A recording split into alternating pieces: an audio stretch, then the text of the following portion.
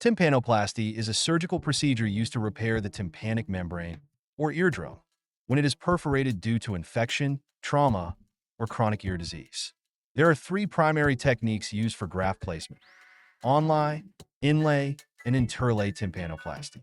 Each has specific indications, advantages, and challenges. In an Onlay Tympanoplasty, the graft is placed over the fibrous layer of the tympanic membrane after carefully elevating the epithelial layer. This technique is primarily used for large or subtotal perforations, as it allows for better visualization and positioning of the graft. It is effective for large perforations and provides better surgical visualization.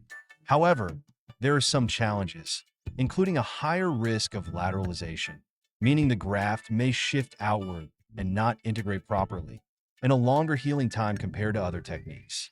In contrast, Inlay Tympanoplasty involves placing the graft medial to the tympanic membrane, meaning it is positioned between two mucosal layers, the middle ear mucosa and the tympanic membrane mucosa. For this technique, the annulus, the outer ring of the eardrum, is completely elevated. This method is best suited for small to medium perforations, where extensive manipulation of the tympanic membrane is not required, and for minimally invasive surgeries, especially in cases where a transcanal approach can be used.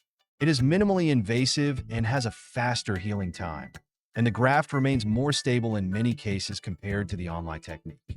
However, challenges include a higher risk of medialization, where the graft sinks inward and affects normal eardrum movement, and it is not ideal for large perforations, as it does not provide enough structural support. The third technique, Interlay Tympanoplasty, is a hybrid method where the graft is placed between the fibrous and mucosal layers of the tympanic membrane. This technique is often chosen for large perforations where the inlay technique alone may not be sufficient. It provides better graft stability than Onlay Tympanoplasty and allows for good vascular support, which promotes better healing and integration of the graft. Challenges include it being a technically demanding procedure, requiring precise dissection of the layers of the tympanic membrane, and there is a risk of epithelial ingrowth, which can lead to complications like cholesteatoma formation.